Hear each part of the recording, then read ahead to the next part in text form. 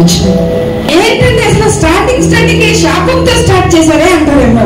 మామూలుగా మీకు ఒక మాట చెప్పినా, ఒక గుడ్ న్యూస్ చెప్పినా, చీకట్లో ఉన్న వాడికి నీకు వెలుగు వస్తుందయ్యా అంటే అదొక గుడ్ న్యూస్ అవుతుంది. ఓడిపోయిన వానికి నువ్వు గెలుస్తావయ్యా అంటే ఒక గుడ్ న్యూస్ అవుతుంది. శాపంలో ఉన్న వ్యక్తిని ఆశీర్వాదంలో నడిపించడానికి దేవుడు వచ్చాడు, కానీ శాపంలో నుంచి శాపం రాదండి. హల్లెలూయా. మన దేవుడు ఎట్లాంటి దేవుడు అంటే చీకట్లో నుంచి వెలుగును కలిగజేస్తాడు. ఆమెనంటారు అనుకున్నా. మన దేవుడు ఎట్లాంటి దేవుడు అంటే శాపంలో నుండి ఆశీర్వాదాన్ని తీసుకొస్తాడు, లేనిదాన్ని నుంచి ఉన్నదాన్ని తీసుకొస్తాడు, శూన్యంలో నుంచి సమస్తాన్ని చేస్తాడు. అయితే ఇక్కడ ఒక శాపం మాట్లాడాడు. ఎందుకు మాట్లాడాడంటే కోపం వచ్చింది ప్రభుకి. కోపం వచ్చినప్పుడు, ఎందుకంటే వాళ్ళు చేయొద్దన్న చేశారు, క్రమాన్ని తప్పారు, మాట వినలేదు, లోపం లేదు అని కోపం వచ్చి ప్రభు అంటున్నాడు, స్త్రీతో ఒక మాట అంటున్నాడు, అమ్మా అక్కడ తిడుతున్నాడు కానీ ఆ తిట్లో ప్రేమ ఉంది. హల్లెలూయా, హల్లెలూయా. ఏమని తిడుతున్నాడంటే నీకు నీ భర్త పట్ల వాంచగలుగుతుంది. ఏమంట? భర్త పట్ల ఏమంట? గట్టిగా గట్టిగా. రెండు, నీకు ఒక సంతానం కలుగుతుంది. నీ సంతానం ఏం చేస్తుందంటే శత్రువు యొక్క నిన్ను ఎవరైతే ఈ ప్రణాళికల నుంచి తప్పించారో ఆ శత్రువు యొక్క తలను చిత్తకొట్టే సంతానం నీ లోపల నుండి రాబోతుంది. హల్లెలూయా. తిట్టే ఫస్ట్ తిట్టే ఏంటి తెలుసా? నీ భర్త పట్ల నీకు వాంచగలుగుతుందమ్మా. ఫస్ట్ ఏంటంట? వాంచ. రెండవది నీ లోపల నుండి వచ్చే సంతానము ఎవరిని కొడుతుందంట? సాతాన్ని తన మీద చిత్తకొడుతుందంట. అందరూ స్త్రీలు బలహీన కట్టమంటారు. స్త్రీ ఎంత బలమైందో తెలుసా? సాతాన్ని చిత్తకొట్టే సంతానాన్ని రేపగలిగినంత బలవంతుడు. హల్లెలూయా. మామూలుగా పాటలు పాడతాను కానీ స్టూడియోకి వెళ్తాను, నేను పాట రాసుకుంటాను. ఫస్ట్ పాట రాసేటప్పుడు ఏం చేస్తానంటే ఒక రఫ్ పేపర్ మీద రాస్తాను. పాట రాసి కొట్టడం, అక్కడ మళ్ళీ అక్కడ సరి చేయడం, అక్కడ సరి చేయడం, అక్కడ స్వరాన్ని కుదరకపోతే కూర్చకపోతే లెటర్స్ సరిగ్గా కుదరకపోతే అన్ని కొట్టేసి రాసుకుంటాడు. ఈ కొట్టేసి రాసుకున్నది ఏం చేస్తానో తెలుసా? మామూలుగా పాడేటప్పుడు ఇదంతా ఫెయిర్ కాపీ రాసుకుంటా. ఏం కాపీ చెప్పాలి? ఫెయిర్ కాపీ నీట్ గా రాసుకుంటాను. అయితే దేవుడు కూడా స్త్రీని ఎలా చేశాడు తెలుసా? ఫస్ట్ రఫ్ కాపీ మగవాడిని తయారు చేస్తే ఫెయిర్ కాపీ స్త్రీని తయారు చేశాడు. హల్లెలూయా. సో మొదటిది ఏమన్నాడంటే, ఈ జోక్లోనే మన వాక్యంలో పద్దాం. మొదటిది ఏమన్నాడంటే నీకు వాంచగలుగుతుందమ్మా. రెండోది నీ లోపల నుండి వచ్చే సంతానం సాతాను తలను చితగొట్టేంత బలమైన సంతానం రాబోతుంది. ఆమేన్. మొదటిది వాంఛ, రెండోది శక్తి, బలం. మూడు తర్వాత మాట్లాడుకుందాం. కొంచెం సస్పెన్స్ పెడతాను. ఫస్ట్ రెండు మాటలు మాట్లాడేసుకుందాం. నా లోపల దేవుడు వాంఛను పెట్టాడు. హల్లెలూయా. వాంఛ అంటే చెప్పండి ఒకసారి. వాంఛ అంటే భర్త మీద ఉండొచ్చు, పిల్లల మీద ఉండొచ్చు, దేవుడి మీద కూడా ఉండొచ్చు. చప్పట్లు కొట్టండి ఒకసారి. హల్లెలూయా. నీ లోపల దేవుడు ఎలా వాంఛ పెట్టి బయట ఎలాగ చూపించాడో నాకు తెలియదు, కానీ బైబిల్లో కొద్దిమంది స్త్రీలు ఆ వాంఛ, ఆశ, కోరిక, ఇచ్చ అనే పర్యాయ పదాలకి కొద్దిమంది చాలా బాగా అర్థం చూపించారు. ఒక్క ఉదాహరణ తీసుకురావాలనుకుంటున్నాను నేను. బెత్షెబా అనే స్త్రీ మీకు బాగా తెలుసు. ఆవిడ గురించి ఎవరైనా చెప్పండి అంటే ఒకే ఒక మాట చెప్తారు. ఏమనంటే, ఏమండి ఆవిడ దావీదుకు ఒక ముప్పుడు గతిగా, ఒక భార్యగా, లేకపోతే ఒక స్త్రీగా ఉన్నది అంతే. ఆమె వరకు మాత్రమే మనకు తెలుసు. లేకపోతే ఊరియా భార్యగా మాత్రమే మనకు తెలుసు. అయితే ఆ స్త్రీ గురించి ఈరోజు ఇంకొక కోణంలో నేను మీతో మాట్లాడాలనుకుంటున్నా. ఏంటి తెలుసా? ఆవిడ వచ్చింది దావీదు దగ్గరికి. దావీదుకి ఆవిడికి వాళ్ళిద్దరి ప్రేమకి గుర్తుగా ఒక కుమారుడు పుట్టాడు. ఫస్ట్ కుమారుడు చనిపోయాడు, రెండో కుమారుడు పుట్టాడు. కుమారుడు పెరుగుతున్నాడు. మామూలుగా ఇశ్రాయేలుకు ఒక ఆచారం, చిన్న కుమారుణ్ణి, ఇంట్లో కనిష్ఠుడైన వాడిని గొర్రెల కాపరిగా పంపేస్తారు. ఈవిడ పుట్టిన కుమారుడు కూడా గొర్రెల కాపరిగా వెళ్ళాలి. కానీ ఆవిడ ఎప్పుడు భర్తను చూస్తుంది. ఏం చూస్తుందో తెలుసా? యుద్ధానికి వెళ్ళాలి అంటే నా భర్త కత్తి సాగు పెట్టడు, యుద్ధానికి వెళ్ళాలంటే ఆయుధాలను పట్టుకోడు, యుద్ధానికి వెళ్ళాలంటే మా ఆయన ఎప్పుడు రూమ్ లో కూర్చుని ప్రార్థన చేస్తాడు. అక్కడ యుద్ధం జయించబడిందన్న సమాచారం మా ఆయనకు వచ్చేస్తుంది. అయితే ఆయన్ని అడుగుదాం ఆ దేవుని గురించి. అడిగేది ఏమీ లేదు, రాసు కదా, టైము లేదు, రాసు కదా. అయితే ఆ రాజు ఎప్పుడు పాటలు పాడతాడు. ఏమని పాడతాడు తెలుసా? నువ్వు ఆకాశము కంటే గొప్పడివి, నువ్వు భూమి కంటే గొప్పడివి, ఆకాశముని సింహాసనము, భూమిని పాదపీఠము, నువ్వు బలి అర్పణ కోరే దేవుడు కాదు, నువ్వు హృదయాన్ని కోరే దేవుడివి. చెప్పుకుంది అందరికీ, అయ్యా సగ పెద్దలు ఉంటారు కదా, రాజ్యంలో పెద్దలు ఉంటారు కదా, అందరికీ చెప్పుకుంది, అయ్యో నా బిడ్డని స్కూల్కి పంపించట్లా, నా బిడ్డని కాలేజీకి పంపించట్లా, నా బిడ్డని చదువు లేకుండా చేసేస్తున్నారు. ఎందుకు తెలుసా? నేను ఆఖరి బాగుంది, వాడు ఆఖరుడు. కానీ మీరు మాట్లాడండి అయ్యా, రాజ్యంలో కొంచెం రాజ్యం ఇప్పించమని మాట్లాడండి అయ్యా. అందరన్నారు మా వల్ల కాదు, అందరన్నారు మా వల్ల కాదు, అందరన్నారు మా వల్ల కాదు. ఎవరికి చెప్పుకోవడం అర్థమవులా. దావీదుకే చెప్పుకుంది. దావీదు అన్నాడు, నీ ముందు పెద్ద లిస్ట్ ఉంది, నేనేం చేయను, నా చేతిలో లేదు లిస్టు. అందరూ లీగలు, ఈమె ఇల్లీగలు. అందరూ క్రమంలో ఉన్న భార్యలు, ఈవిడ మాత్రం అక్రమమైన భార్య. ఆమె పుట్టిన పిల్లలు అక్రమమైన సంతానం. చూసి అనుకుందంట, మా రాజు పూజించి ఆ దేవుణ్ణి పట్టుకుంటా, ఎవరేమనుకున్నా పర్వాలా. రూమ్లోకి వెళ్ళి అడుగుతుందంట, ఆకాశాన్ని భూమిని సృష్టించిన ప్రభువా, నువ్వు శూన్యంలో సమస్తాన్ని కలుగు చేస్తావు కదా, నేను ఆశపడుతున్నాయ్యా, నా బిడ్డను రాజుగా చెయ్యవా. రూల్ ప్రకారం అది జరగదు, లిస్ట్ ప్రకారం జరగదు, క్రమం ప్రకారం జరగదు, ఏమిటి ఆలోచించినా అది జరగదు. కానీ నా బిడ్డను రాజుగా నువ్వు చెయ్యవా ప్రభు. ఆశపడిందంట. ప్రభు అన్నాడు, అమ్మా నువ్వు ఆశపడుతున్నావు, నీ బిడ్డ సొలొమోనుని రాజు చేయాలని. నేను సొలొమోనుని రాజు చేయడం కాదు, భూమి ఆకాశములనంత వరకు సొలొమోను పేరుని చరిత్రలో నిలబెట్టేస్తాను. హల్లెలూయా. ఈరోజు దేని గురించి నువ్వు ఆశపడుతున్నావో నాకు తెలియదు. చాలాసార్లు చాలా మంది అంటారు, సిస్టర్ గారు ఆశ చచ్చిపోయిందండి, నాకు ఎంతో ఆశపడి ఇంట్లోకి వచ్చా, పెళ్లి చేసుకున్నా, భర్త మోసం చేసేసాడు, పిల్లలు మోసం చేశారు, నా ఆశ చచ్చిపోయింది సిస్టర్ గారు. ఒక మాట చెప్పనా, ఆవిడ ఆశ కూడా మనుషులు మాట్లాడినప్పుడు చచ్చిపోయింది, కానీ దేవుడితో మాట్లాడినప్పుడు ఆవిడ ఆశను దేవుడు చిగురింపచేశాడు. యెషయి మొద్దుల నుండి చిగురును తీసుకురాగలిగిన దేవుడు. ఏలియా పచ్చి కట్టె పెట్టాడు, పచ్చి కట్టెను ఆకాశం నుండి వచ్చిన అగ్ని మండించగలిగిన దేవుడు. ఈరోజు నీ ఆశ ఎంత నిండిపోయినా ఆయన చిగురింపజేయగలిగిన సమర్థుడండి. ఒకసారి చదువుదామా కీర్తన 107:9. ఆశ ఉంటే ఆయన తృప్తిపరుస్తాడు. హల్లెలూయా. డాక్టర్ దగ్గరికి వెళ్ళి ఫస్ట్ ఏమడుగుతాడు తెలుసా? ఆకలిందమ్మా అని అడుగుతాడు. అవునా కదా? అవునా కదా? వెళ్ళగానే ఫస్ట్ ఆకలిందా. అలాగే దేవుడి దగ్గరికి ఫస్ట్ రాగానే దేవుడు అడిగే ఫస్ట్ క్వశ్చన్ ఏంటి తెలుసా? ఆశ ఉందా? పక్కన ఒకసారి చెప్పండి, ఆశ ఉంటే చాలు ఆయన తృప్తిపరుస్తాడు. హల్లెలూయా. దేవుడి మాటల మీద నీకు ఇల్లు స్థిరపరచుగాక. వస్తున్నాం, ఒక చర్చికి వస్తున్నాం, వెళ్ళిపోతున్నాం, ఆశ లేదు. ప్రార్థనకు వస్తున్నాం, వెళ్ళిపోతున్నాం, ఆశ లేదు.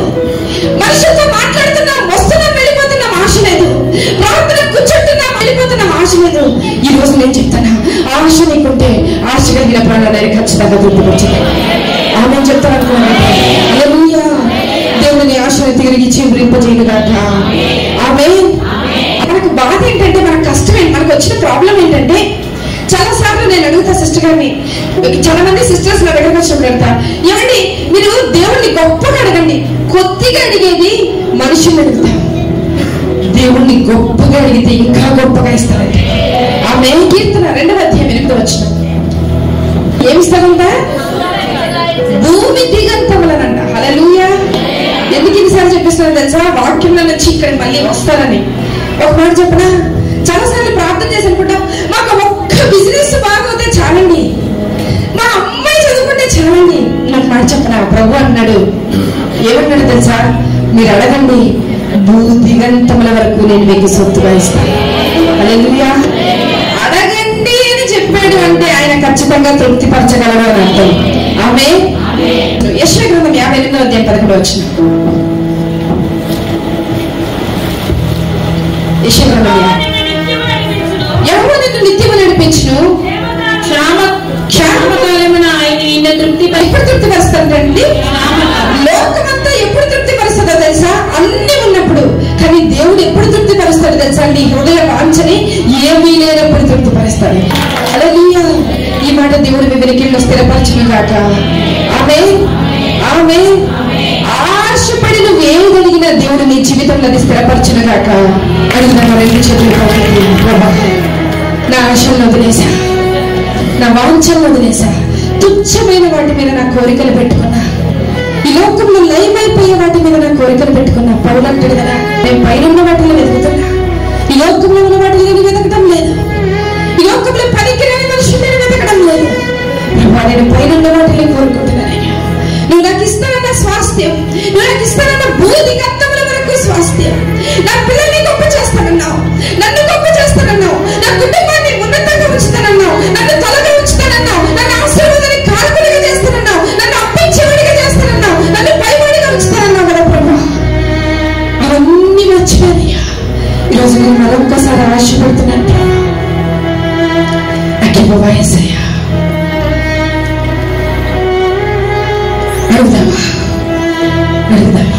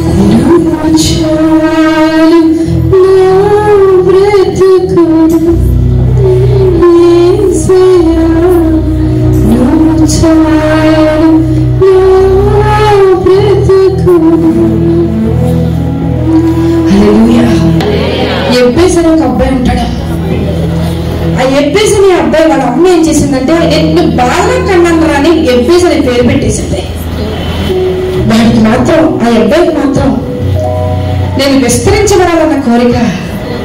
బాధలో ఉన్నాడు విస్తరించబడతాడా? బాధలో ఉన్నాడు అక్కడే ఉండిపోతాడా? అయితే ఈ అబ్బాయి ఏం చేశాడు తెలుసా? ఒకరోజు దేవుడి సన్నిధికి వెళ్ళి రెండు చేతులు పైకెత్తి, ప్రభువా నా సరిహద్దుల విశాలపరచవా, నా రాజ్యపు సరిహద్దుల విశాలపరచవా, నా కుటుంబ సరిహద్దుల విశాలపరచవా, దేవా నా విశ్వాసపు సరిహద్దుల విశాలపరచవా, నాకుంది కొంచెమే ప్రభా నన్ను విశాలపరచవా అంటే ప్రభు అన్నాడంట పరలోకం నుండి దూతంతో, నా హృదయంలో విశాలత ఉంది, అభివృద్ధి పరచాలనే కోరిక నాలో ఉంది, అడగండి మీకు ఇస్తాను అని నేను చెప్పాను. నా హృదయంలో ఎవరిని ఆ ప్రార్థన చేసేది అని అడిగితే అందరూ దూతలు అన్నారంట, ఎవరు చెప్తున్నారయ్యా? ఎబ్బేసు తెలియదు నీకు? ఎబ్బేసు ప్రార్థన చేస్తున్నాడా? అయితే ఎబ్బేసు సరిహద్దులు విశాలపరచబడుతున్నాయి. గొప్ప దేవుడిని గొప్ప వాటి కోసం ఆశపడ్డా. ప్రభు అన్నాడు, నీ లోపల ఆశ పెట్టింది నేనే, దాన్ని తీర్చగలిగిన వాడు నేను ఒక్కడే. ఏ మనిషి ఆశ తీర్చలేడు. నీ లోపల ఉన్న ఆశ, నీ లోపల ఉన్న వాంఛ, నీ లోపల ఉన్న కోరిక ఏ మనిషి తీర్చలేడు. ఎందుకు తెలుసా? నీ లోపల పెట్టింది నేను, మనిషి కాదు. పెట్టిన వాడే తీర్చగలడా. దేవుడి మాటలు మనం వీటిల్లో దీవించిన కాక. రెండు, ఈ వాంఛలోనే ఇందాక మనం ఆశీర్వాదం గురించి మాట్లాడాం. ఇంకొక ఆశీర్వాదం గురించి మాట్లాడాలనుకుంటున్నా. సంఖ్యాకాండం 6వ అధ్యాయం 24వ వచనం. యెహోవా నిన్ను ఆశీర్వదించి నిన్ను కాపాడును గాక. యెహోవా నీకు తన సన్నిధిని ప్రకాశింపజేసి నిన్ను కరుణించును గాక. యెహోవా నీ మీద తన సన్నిధి కాంతి ఉదయింపచేసి నీకు సమాధానము కలుగజేయును గాక. హల్లెలూయా, హల్లెలూయా. ఒక తండ్రికి మనం పుడితే ఒక హక్కు ఉంది మనకి. ఏంటో తెలుసా? ఆ తండ్రి ఇంటి పేరు మనకు వస్తుంది. అట్లాగే ఈ వాక్యానికి మనం పుడితే మనకు కూడా కొన్ని హక్కులు ఉన్నాయి. అవేంటో తెలుసా? ఆయన ముఖ కాంతి మన మీద ప్రకాశింపబడాలి. హల్లెలూయా. చాలా సార్లు మనం అనుకుంటాం, నేను ఎందుకు పనికిరాను? ఆశ ఉండాలి. ఏమన్నా తెలుసా? ఆయన ముఖములాగా నా ముఖం మార్చబడిన గాక. నేను అడిగిన ప్రభు, ఈ మాటకు అర్థం ఏంటి? నీ ముఖం మా ముఖంగా ఎలా మార్చబడుతుంది ప్రభు అంటే, ప్రభు అన్నాడు, రక్తంలో నా ముఖాన్ని ముంచి తండ్రి మీ ముఖం మీద వేసి, నువ్వు చాలు నా బ్రతుకునా యేసయ్యా, నువ్వు చాలు నా బ్రతుకునా, నువ్వు చాలు నా బ్రతుకునా యేసయ్యా, నువ్వు చాలు నా బ్రతుకునా. శృంగార దేవాలయం ఉందంట. శృంగార దేవాలయం దగ్గర ఒక ఆయన బిచ్చి ఎత్తుకుంటున్నాడు. అయ్యా, నాకు డబ్బులు ఇవ్వండి అయ్యా అని. పేతురు, యోహాను అటువైపుగా వెళ్తున్నారు. ఆయన అడిగింది బిచ్చిమే, కానీ వాళ్ళు ఇచ్చింది స్వస్థత. హల్లెలూయా. వాంఛ కొంచెమే, దేవుడిచ్చేది చాలా ఎక్కువ. అబ్రహాము వాంఛించాడు. అబ్రహాము కోరుకున్నాడు, నాకు ఒక బిడ్డనివ్వవయ్యా. నా మీద ఉన్న నింద ఉంది చూసావా? నేను గొడ్డునే అన్న నింద, నా భార్య గొడ్రాలు అన్న నిందను చూసావా? ఆ నింద తీసే ప్రభు అంటే దేవుడిచ్చాడంట. నువ్వు ఆశపడుతున్నావు కదా అబ్రహామా, నేను నీకేమిస్తానో తెలుసా? జనములకు తండ్రిగా నేను చేయబోతున్నా. రూతు అడిగిందంట, నేను పరిగె ఏరుకుంటా ప్రభా, చాలు నాకు. అలా అర్థందంట, పరిగె ఏరుకుని వచ్చే ఇన్ని పిడికెడు మెతుకులైతే చాలు మనకు. ప్రభు అన్నాడంట, ఆశపడ్డావు కదా నువ్వు, అయితే నేనేం చేస్తాను తెలుసా? అదే స్థలంలో నేను ల్యాండ్ ఓనర్గా చేస్తా, బోయస్కి పెళ్లి చేసేస్తా. ఆమె ఇశ్రాయేలీయులు బయటకు వచ్చారంట, ఆశపడ్డారంట, ప్రభా ఒక్కొక్క టెంట్ ఇవ్వయ్యా, మాకు టెంట్ ఇచ్చి మాకు పడుకునే స్థలం ఇవ్వయ్యా చాలంటే ప్రభు అన్నాడంట, కానాలకు రండి అయ్యా, మీకు ఫ్రీగా ల్యాండ్ ఇచ్చేస్తానన్నాడు. ఆమె కొద్ది నిమిషాలు దేవుని స్తుతిస్తాము. రెండు చేతులు పైకెత్తి, ప్రభా కొన్ని నేను అడిగి పక్కన పెట్టేశాను ప్రభా. నేను ఎవరి వయసులో ఉన్నప్పుడు నన్ను సేవకు పిలిచాను. నా పిల్లల పక్షులు కొన్ని నేను అడిగి పక్కన పెట్టేశా. అది జరగదులే అనుకున్నా, కానీ నాకు ఈరోజు అర్థమైంది, నీకు అసలు అర్థమైంది ఏది లేదు ప్రభా, నీతో జరగంది ఏది లేదు ప్రభా. ఏమైనా జీవితాన్ని రోజు మరొకసారి నీ ఆశతో నింపవా, నీ ఆశతో నింపవా. నా ముఖంలో నీ ముఖ కాంతి ఉంచరా, అది నా జన్మ హక్కు కదా ప్రభా. నన్ను చూసిన ప్రతి ఒక్కరూ నీలో నిన్ను నాలో చూడాలి కదా. నా కుటుంబస్తులు నాలో నిన్ను చూడాలి, నేను పని చేసే చోట నాలో నిన్ను చూడాలి, నా పిల్లలు నాలో నిన్ను చూడాలి ప్రభా. ఆశక్తి ప్రభా అందుకోలేకపోతున్నానయ్యా. పరిశుద్ధ మోకరించి అడుగుదాం. నువ్వు చాలు నా బ్రతుకు యేసయ్యా, నువ్వు చాలు నా బ్రతుకు. హల్లెలూయా. మీ ఆశను దేవుడు చిగురింపచేయునుగాక. మీ ఆశను గొప్పగా దేవుడు వృద్ధిపరచునుగాక. మీ ఆశను దేవుడు దీవించునుగాక. మీ కుటుంబం పట్ల మీ ఆశను పెంచునుగాక. మీ భర్త పట్ల ఆశను పెంచునుగాక. సంఘం పట్ల ఆశను పెంచునుగాక. దేశం పట్ల ఆశను పెంచునుగాక. ఆమె ఫస్ట్ దేమో డిజైర్, సెకండ్ దేమో పవర్. దేవుడు తన శక్తితో నింపునుగాక. దేవుడు తన అధికారంతో నింపునుగాక. ఏమండి, ఒక మాట ఆలోచిద్దాం. ప్రభు అన్నాడు, నీ లోపల నుండి వచ్చే మనిషి సాతాన్ని కొడుతున్నామా, అంత శక్తి పెట్టాడు. మనమేమో అంటాము, చాలా మంది అంటారు పౌలు రాసిన మాటలో ఒక్క యాంగిల్లో మాత్రమే చూస్తాం కాబట్టి స్త్రీ బలహీన గట్టం అంట. గట్టం అంటే ఏంటి? కొండ. గట్టం అంటే పైన. అంటే పౌలు ఏమన్నాడంటే స్త్రీ పైకి బలహీనం కానీ లోపల చాలా బలం కలిగింది. తిమోతితో పౌలు అంటాడు, దేవుడు మనకి ఎలాంటి ఆత్మనిచ్చాడు తెలుసా? ధైర్యమును, ఇంద్రియ నిగ్రహము, శక్తి కలిగిన ఆత్మనిచ్చాడంట. ఆమె ఆమె ఎలాంటి పవర్ ఇచ్చాడండి? ధైర్యము, ఇంద్రియ నిగ్రహము, శక్తి కలిగిన ఆత్మనిచ్చాడంట. రెండు విధాలుగా మనం మాట్లాడుకుందాం ఈరోజు. శక్తి ఎప్పుడు వస్తుంది కదా? ఫిజికల్ గా. స్పిరిచువల్ గా అయితే ఆత్మీయంగా శక్తి ఎప్పుడు వస్తుంది? వాక్యం.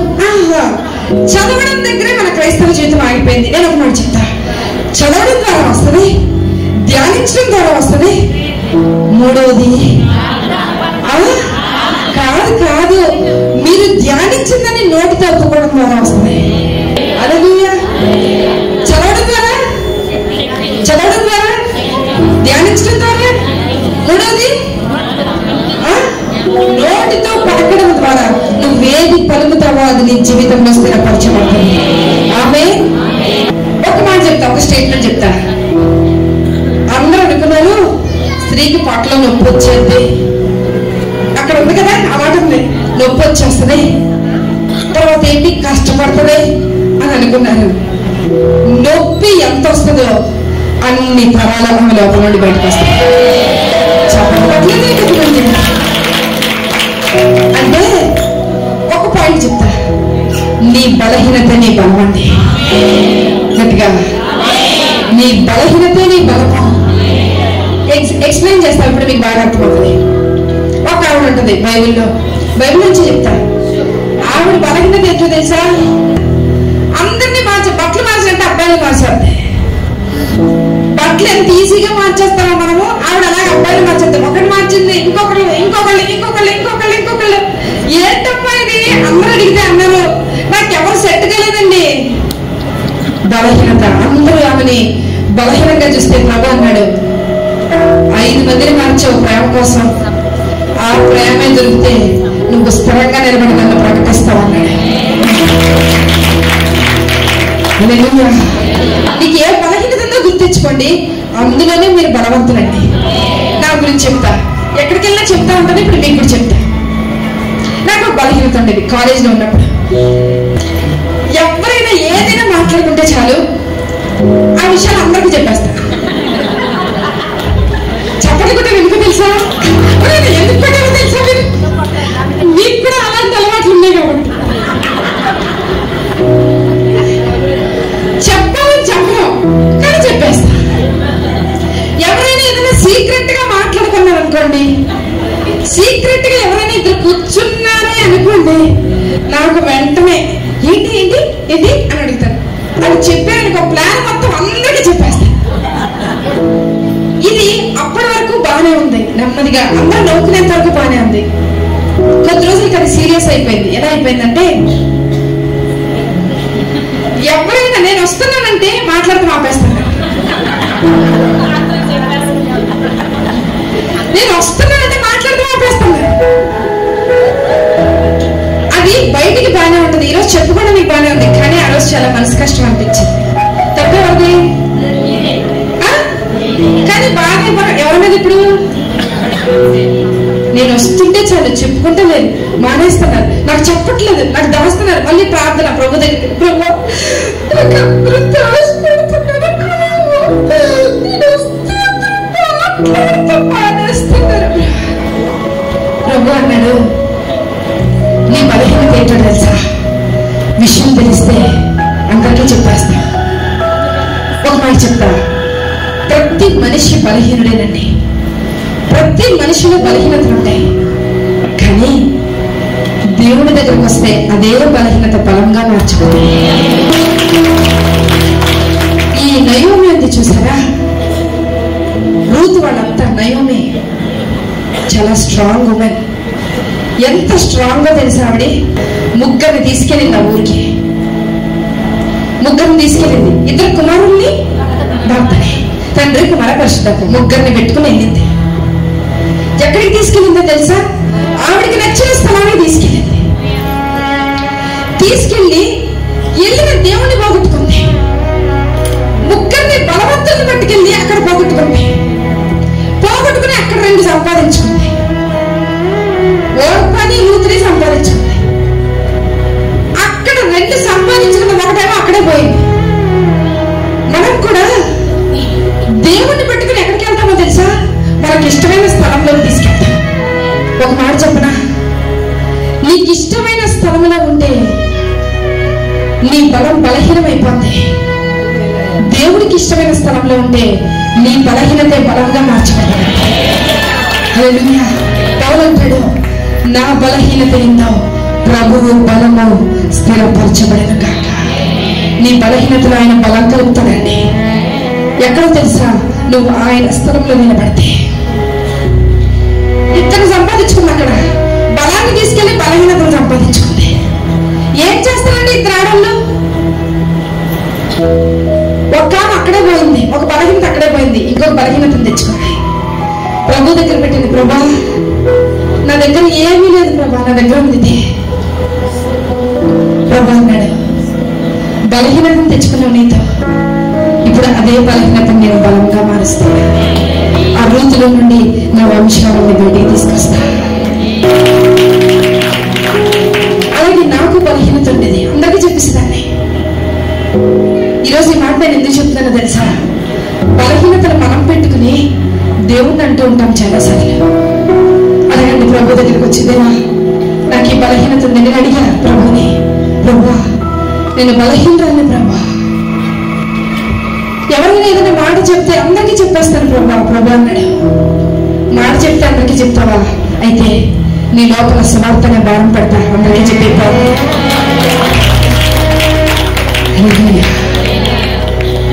ఏ చిన్న మాట ప్రభు చెప్పినా రోడ్లో వాళ్ళకి చెప్పేస్తా, కార్లో వెళ్ళి వాళ్ళకి చెప్పేస్తా, డ్రైవర్లకి చెప్పేస్తా అంటే అదే బలహీనతని దేవుడు ఇంకొక కాలంలో వాడుకున్నాను కదా. ఆమేన్. నీ బలహీనతను బట్టి మనిషి నిన్ను పక్కకు పెడితే, నీ బలహీనతను బట్టి దేవుడు నిన్ను హెచ్చించి అదే బలహీనతను బలంగా వాడుకుంటాడండి. ఈరోజు నీ బలహీనత ఏదో నాకు తెలియదు, అడుగుతావా ప్రభుని? ఒక చేయి పైకెత్తుదాం, ఒక చేయి గుండె మీద పెట్టుకుందాం. నీ పిల్లలు అన్నారేమో, ఏంటమ్మా నీకు ఇది రాదు, లేకపోతే నీ భర్త అన్నాడేమో, నువ్వు మారవా, నువ్వు మార్చుకోవా? ఈరోజు ప్రభు దగ్గర చెప్తాను, ప్రభా ఇది నా బలహీనత ప్రభా, నా బలహీనతను బలంగా చేయవయ్యా. నీ స్వరంతో నా బలహీనతను బలంగా మార్చువా ప్రభా అని అడుగుదామా? అడుగుదామా? అడుగుదామా? చాలు నా బ్రతుకును యేసయ్యా, నువ్వు చాలు నా బ్రతుకును, నువ్వు చాలు నా బ్రతుకును యేసయ్యా, నువ్వు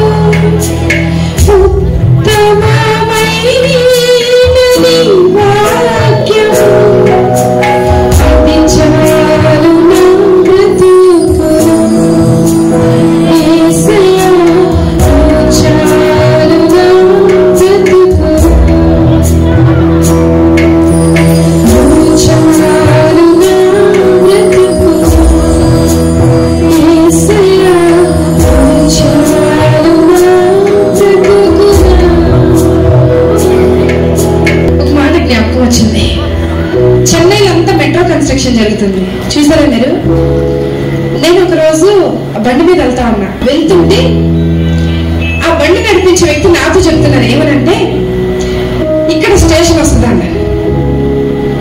చూస్తే ఏం కనిపించలేదు నాకు. ఇంకా కొంచెం దూరం ఒక 3-4 కిలోమీటర్లు వెళ్ళిన తర్వాత ఇక్కడ మెట్రో స్టేషన్ వస్తాను. ఇంకా కొంచెం దూరం పోయిన తర్వాత ఇక్కడ మెట్రో స్టేషన్. నేను అన్నా ఆ తమ్ముడు అడిగా, ఎలా చెప్పగలుగుతున్నాను ఇక్కడ స్టేషన్ వస్తే ఇక్కడ స్టేషన్ వస్తే ఇక్కడ స్టేషన్ వస్తుంది అంటే, అతను నాతో చెప్తున్నారు ఏమంటే, ట్రాక్ రన్ అయ్యేదంతా సింగిల్ పిల్లర్ అంట. ట్రైన్ నడిచే చోటంతా సింగిల్ పిల్లర్. ట్రైన్ ఆగుతుంది అక్కడ 4 పిల్లర్స్ ఉన్నాయి. స్టేషన్ అంటే స్టేషన్ లో ఎక్కడ ట్రైన్ ఆగుతుంది అక్కడ 4 పిల్లర్స్ ఉన్నాయి. ఒక మాట చెప్పనా, మన జీవితం బలంగా పరిగెడుతున్నప్పుడు సింగిల్ ట్రాక్ సరిపోతుంది. బలహీనతలు ఆగిపోతాం చూసారా, 4 స్తంభాలేసి ఒక రైల్వే ట్రాక్ ని ఆగిపోయిన ట్రైన్ ని పట్టుకుంటే, నీ నా జీవితం బలహీనతతో ఆగిపోతే 4 స్తంభాలతో దేవుడు పట్టుకోబోతున్నాడు. మనం ఇందాకటి నుంచి ఏం మాట్లాడుకున్నామో తెలుసా? మనం బలహీనమే. పక్కన చెప్పండి, మేము బలహీనమే, కానీ మా లోపల ఇంకొక మనిషిని సృష్టించగలిగే అంత శక్తి దేవుడు నాలో ఉంచాడు. ఆమేన్, హల్లెలూయా.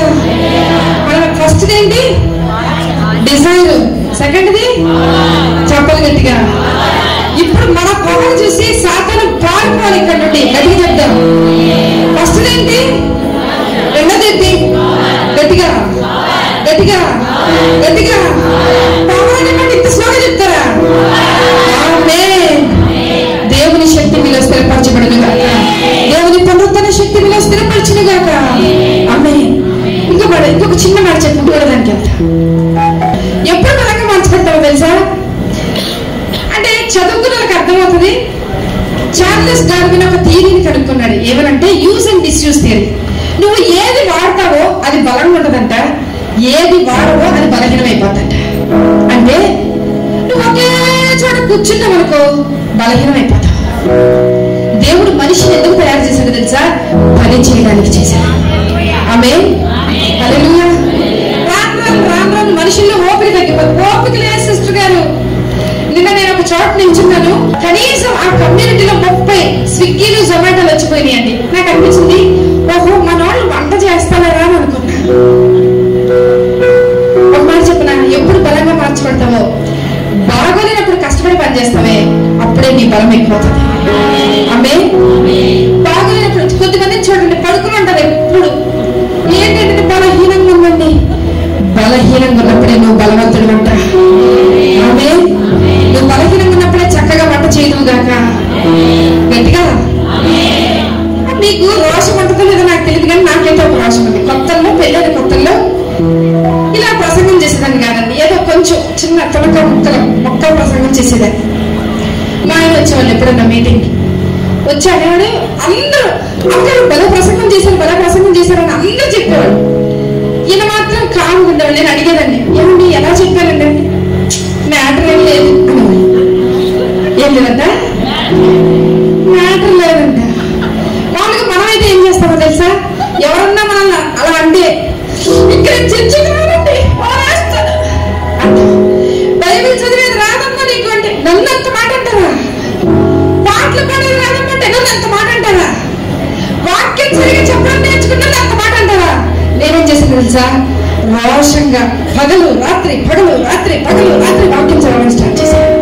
పుస్తకాలు చదవడం స్టార్ట్ చేశాను. ఈ రోజు అందరూ నన్ను అంటారు, బైబిల్ కాలేజీలో ప్రసంగాలు చేశారు, సిస్టర్ అండి ఇంత నాలెడ్జ్ ఎలా వచ్చిందండి మీకు? ఒక మాట చెప్పరా, ఆ రోజు మా ఆయన అన్నప్పుడే బైబిల్ లోపల పెట్టేస్తే ఈ రోజుకి నాలో ఉన్న తలాంత మొత్తం దుమ్ము పట్టిపోయింది. అవునా కదా? మీలో కొంచెం వచ్చింది, దాన్ని వాడండి, అది ఎక్కువ అవుతుంది. ఆమేన్. చెప్తారా, ప్రభా నా దగ్గర ఇది కొంచెం ఉంది, ప్రభా కొంచెం ఉంది, వంట చేసేది కొంచెం వచ్చారు, చేయండి. 4 రోజులు తప్పులు చేస్తారు, 5 రోజులు బాగా చేస్తారు. మీ ఆయన అన్నాడు అనుకో, నీ కేక్ చేయడం రాదన్నాడు అనుకో, రోషంగా తీసుకోండి, చెయ్యండి. లేనప్పుడు 4 సార్లు చేయండి. రాకుండా పోదు. నీకు ప్రార్థన చేయడం రాదు అన్నాడు అనుకో, ఏం ప్రార్థన చేస్తావు? ఎవరు లేనప్పుడు రాత్రిపూట ప్రార్థన చేయండి, వచ్చేదాకా చేయండి. హల్లెలూయా. నువ్వు ప్రాక్టీస్ చేస్తే దేవుడిని తీసుకెళ్లి పెద్ద స్టేజ్ మీద పెట్టి ప్రజెంట్ చేస్తాడు. హల్లెలూయా. ప్రాక్టీస్ చేయడం నీకు చేతవుతే ప్రెజెంటేషన్ ఇవ్వడం దేవుడికి చేతవుతుంది. రెండు చేతులపైకి ఎత్తుదాం, అడుగుదామా? ప్రభా, నాలో ఉన్న తలాంతులు పక్కన పడేసాను ప్రభా, నాలో ఉన్న ఆలోచనలు పక్కన పడేశాను ప్రభా, నాలో ఉన్న కోరికలు పక్కన పడేశాను. ఉన్నాయి, నీలో తలాంతులు ఉన్నాయి. దేవుడు నిన్ను ఖాళీగా చేయడా. దేవుడు నిన్ను శక్తి కలిగిన మనిషిగా పవర్తో చేశాడు. ఆయన పట్టుదల శక్తి నీలో ఉంచాడు, ఆయన జ్ఞానం నీలో ఉంచాడు, ఆయన ఐశ్వర్యం నీలో ఉంచాడు, ఆయన తలాంతులు నీలో ఉంచాడు. You are not an ordinary person. నువ్వు మామూలు మనిషివి కాదు. నువ్వు దేవుని చేత పిలువబడిన దేవుని ప్రతినిధివి. దేవుని ఈ లోకానికి చూపించే ఒక బలమైన సాధనాలు నువ్వు. చెప్తావా? యేసయ్యా, నా లోపల ఉన్న తలాంతులను అభివృద్ధి పరుచుకుంటానయ్యా. నేను పక్కన పెట్టి ప్రభా రోషం తెచ్చుకుంటానయ్యా. దేవా, ఈరోజు పరిస్థితులతో నేను సత్యమనికి పోనయ్యా. నేను ముందుకు వస్తా, నేను ముందుకెళ్తాను ప్రభా. నన్ను ముందుకు తీసుకెళ్ళవయ్యా. చెట్లు ఎదుగుతున్నాయి రోజు రోజు, ఆవులు ఎదుగుతున్నాయి రోజు రోజు, గేదెలు ఎదుగుతున్నాయి రోజు రోజు, టెక్నాలజీ పెరుగుతుంది రోజు రోజు. ఎందుకు మన జీవితం అలాగే ఉండిపోలే? మనం ఎందుకు ముందుకు వెళ్ళకూడదు? మనం ఎందుకు అన్నింటిలో నిలబడకూడదు? చెప్తాం ప్రభుకి. ప్రభు, ఆశ ఉంది నాలో. ప్రభు నుంచి నేను కష్టపడతా. ఈ రోజు నుండి కష్టపడి వంట చేస్తా ప్రభా. నువ్వు కష్టపడి వంట చేస్తే నీ కుటుంబంలో ఆరోగ్యం విలువత్వం చేస్తుంది. నువ్వు కష్టపడి ప్రార్థన చేస్తే నీ కుటుంబం అభివృద్ధిలోకి వస్తుంది. నువ్వు కష్టపడి దేవుని వాక్యం మాట్లాడితే నీ కుటుంబం తరతరాలు క్షేమం అనుభవిస్తుంది. చెప్తామా? ఆయన ముసిగింపు, ఆయన ముసిగింపు ఎలా ఉండదు తెలుసా? అమ్మోళ్ళు ఎంత మనం రెస్ట్ తీసుకున్నానా అంటాం. అలసిపోయి వచ్చిన పేదల్ని పని చేయనా అన్నాడు ప్రభు. ఆమె చెప్పేవాడికి పని చెప్తానే నీ కెపాసిటీని పెంచుతాడు దేవుడు. గట్టిగా చెప్తారనుకున్నాను. ఆమె పని చేసే వాళ్ళకి పని చెప్తారండి. అవునండి, నువ్వు పని చేస్తావు, రేపు నేను ఇంకా పై స్థాయికి అంచెలంచెలుగా నేను ఎదిగించాలని నీకే పని చెప్తున్నాడు ప్రభు. హల్లెలూయా. మీ స్టామినా పెరుగును గాక, మీ కెపాసిటీ పెరుగును గాక. ఫస్ట్ డిజైన్, రెండోది పవర్, మూడోది ఇది చేసింది ఏంటో తెలుసా? ఆదాం అవ్వ ఇద్దరు కలిసి ఫ్యామిలీ ఇద్దరు ఏం చేశారు తెలుసా? దెబ్బలాడుకుంటున్నారు. ఆదాము చెప్పాడని అవ్వ చెప్పాడని ఆదాము. వాళ్ళిద్దరూ దెబ్బలాడుకోకుండా దేవుడితో దెబ్బలాడడం పోయేది. అవునా కదా? దెబ్బలాడాడండి ఒక ఆయన. నేను అనుకుంటాను, ప్రభా, మనిషి ఏం చేసినా, కొట్లాడినా, తిట్టుకున్నా, ఏం చేసినా నీతోనే చేస్తాను ప్రభా అంట. ఒక ఆయన దెబ్బలాడారు బైబిల్లో. యాకోబు యొబ్బేలు రేవు దగ్గరికి వెళ్ళి వాళ్ళ అన్నతో దెబ్బలాడలేదు, మామతో దెబ్బలాడలా, భార్యతో దెబ్బలాడలేదు. ఏం చేశాడు తెలుసా?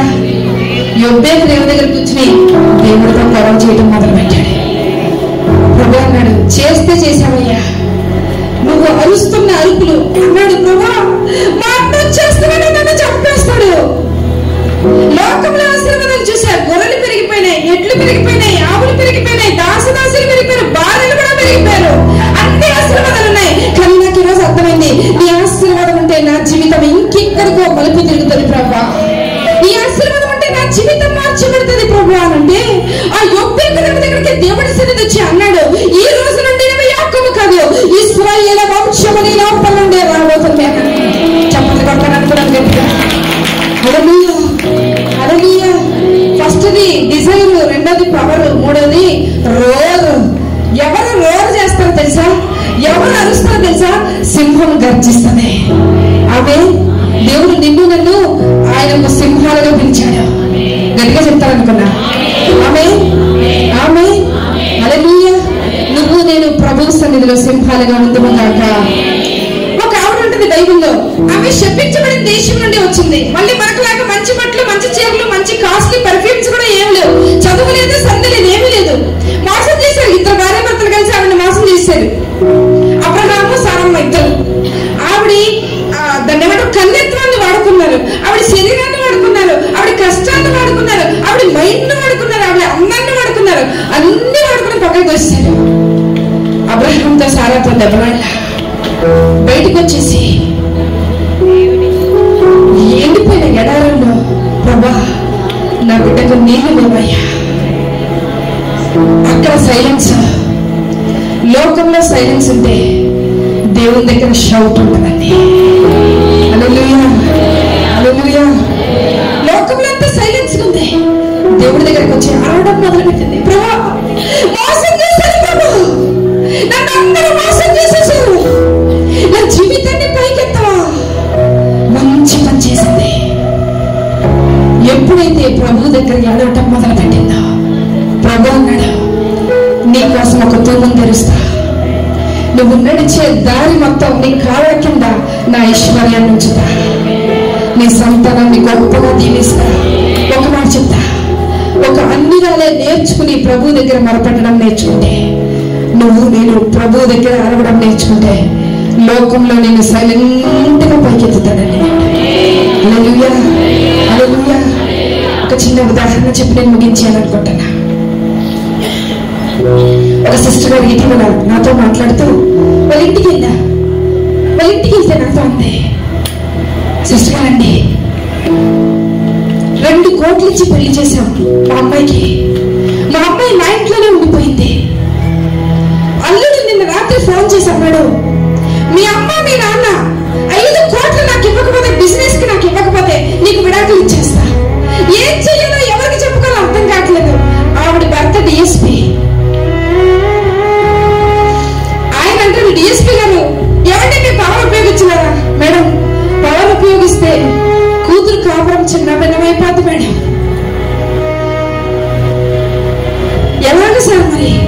వాళ్ళిద్దరూ నాకు తర్జన పడుతున్నారు. నేనన్నా, వాళ్ళ ముందు మీరేం మాట్లాడద్దు, వాళ్ళ నాన్న కోపం వచ్చేసి ఆయన్ని చంపేస్తానంటున్నాడు. ఎవరిని? అల్లుడిని. ఆయన్ని పోయి నరికొచ్చేస్తానంటున్నాడు. నేను అక్కడే ఉన్నా, చూస్తున్నా. రూమ్ లో నుండి బయటకు వచ్చినప్పుడు అంతా వాళ్ళు బాధపడుతున్నారు, వేదన పడుతున్నారు, దుఃఖపడుతున్నారు. ఏం చేయాలో అర్థం కాదా. అలాగే చెప్పా, సిస్టర్ గారు ఇలా అవ్వదు, రండి మనం కూర్చుందాం, మనం ఫైట్ చేద్దాం. కూర్చున్నాం. ముగ్గురు కూర్చుని ప్రార్థన చేయడం మొదలు పెట్టాం. మధ్యలో సిస్టర్ భోజనం అన్నారు. భోజనం అంతా ఏమంటాం? మన యుద్ధం ప్రార్థనలో, మన యుద్ధం సాధనతో. ఓ రోజంతా ప్రార్థన చేశాం. 2వ రోజు అన్నాడు, నోటీస్ పంపిస్తున్నా, నీ కూతురు నీకు అక్కడే పెట్టుకున్నాడంట. నేను అన్నా, మనం ప్రభు దగ్గర అరుస్తున్నప్పుడు పరిస్థితి ఏమైపోయినా పర్వాలా, ప్రభు చూసుకుంటాడు. 3 రోజులు అయిపోయింది. వీళ్ళు భయపడుతున్నారు. నాకేమో అక్కడ మీటింగ్స్ జరుగుతున్నాయి, వస్తున్నా, ఏమైందండి అని అడుగుతున్నా. ఆ సిస్టర్ గారు అన్నారు, ఏమండి మా అల్లుడు గారు నోటీస్ పంపిస్తాను అంటున్నారండి. అవునా? నేను అన్నా, ప్రభుతో మాట చెప్పా, ప్రభా లాస్ట్ రోజు, ఈరోజు మీటింగ్ లాస్ట్ రోజు, నేను ఇక్కడ నుండి వెళ్ళిపోతా.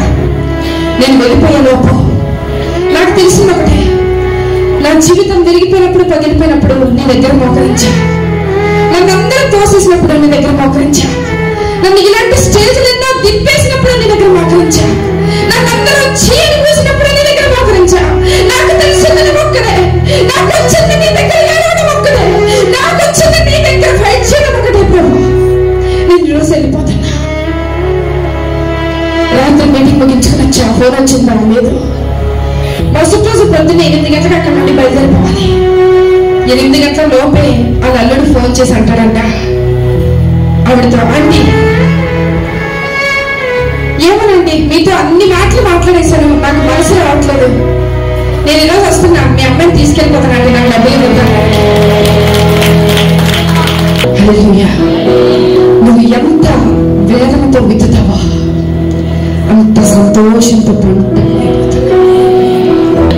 రోజు మనం విత్తేనంతా చాలాసార్లు మన కుటుంబం కోసం మాత్రమే,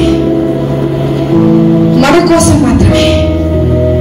దేవుడు మీలో డిజైర్ పెట్టాడు, దేవుడు మీలో పవర్ పెట్టాడు. నన్ను అడుగుతారు అందరూ, సిస్టర్ గారు ఎందుకండి చదువుకున్నారు, ఇంత చదువుకున్నారు, ఎందుకంటే ఇలా బైబిల్ పట్టుకొని ఊరు తిరుగుతారు? నా ఆశ, నా కోరిక ఏంటో తెలుసా? ఏదో ఒక రోజు నా దేశం రక్షించబడాలి, ఏదో ఒక రోజు నా రాష్ట్రం రక్షించబడాలి, ఏదో ఒక రోజు ఇంతమంది క్రైస్తవులు చేస్తున్న ఈ నినాదాలు, మనం కారుస్తున్న ఈ కన్నీటికి జవాబు ఖచ్చితంగా చూడబోతున్నాం. క్రీస్తుని బట్టి బలవంతులమే. మనం నిలబడితే దేశం మారుతుంది, మనం నిలబడితే రాష్ట్రాలు మారుతాయి, మనం నిలబడితే సంఘాలు మారుతాయి, మనం నిలబడితే మన కుటుంబాలు మార్చబడతాయి. అందరూ అడుగుతారు, ఎలా పరిచయం స్టార్ట్ చేశారు? చిన్న కరపత్రికలు పట్టుకుని వీధి చివరి నిల్చున్నా, రాత్రంతా ప్రార్థన చేసేదాన్ని, పగలు కాలేజీకి వెళ్ళేదాన్ని, కాలేజీ నుండి వచ్చేసి ఒక 10 నిమిషాలు, ఒక అరగంట కరపత్రికలు వీధి చివరి నిల్చుని ఇచ్చేదాన్ని. ఒక్కరు ఇద్దరు రక్షించబడేవాళ్ళు. అలాగే ప్రార్థన చేస్తూ ఒక్కరిద్దరి దగ్గర నుండి దేవుడు సంఘాల్లోకి తీసుకెళ్లాడు, సంఘం నుండి వేరే ఊర్లకు తీసుకెళ్లాడు, వేరే ఊర్ల నుండి వేరే రాష్ట్రాలకి, వేరే రాష్ట్రాల నుండి వేరే దేశాలకి. ఒక్కరోజు రాత్రి ఏది జరగడా మీ కన్నీరు ఖచ్చితంగా ఫలిస్తుందండి. హల్లెలూయా. 2 చేతులు పైకెత్తుదాం, అడుగుదాం ప్రభుని, ప్రభు నేను కన్నీటితో ప్రార్థన చేస్తున్నాను కదా ప్రభా, దేవా నేను కన్నీరు కారుస్తున్నాను కదా ప్రభా. యేసయ్యా నా కుటుంబాన్ని రక్షించవయ్యా, నా కుటుంబాన్ని రక్షించవా, నా కుటుంబాన్ని కాపాడవా, నా దేశాన్ని రక్షించవా. అడుగుదామా. నా రాష్ట్రంలో ఇన్ని అల్లకల్లోలాలు జరుగుతున్నాయి, నా దేశంలో ఇన్ని జరుగుతున్నాయి. 12 సంవత్సరాలు ప్రభా మమ్మల్ని, మా సంఘాన్ని, స్త్రీల సమాజాన్ని 12 సంవత్సరాలు తీసుకొచ్చాయి ప్రభా. మాలో నుండి ఒక 12 తరాలను మేము చూడాలి ప్రభా. మా లోపల నుండి ఒక 12 తరాల క్రైస్తవ్యాన్ని మేము చూడాలి ప్రభా. ఆ భారాన్ని మాకు ఇవ్వు ప్రభా. కన్నీటితో నమ్మించుతాం యేసయ్యా, సంతోషకరంతో కొన్ని ఆత్మల పంటను మేము కోయగలుగుతున్నాం ప్రభా. చూద్దామా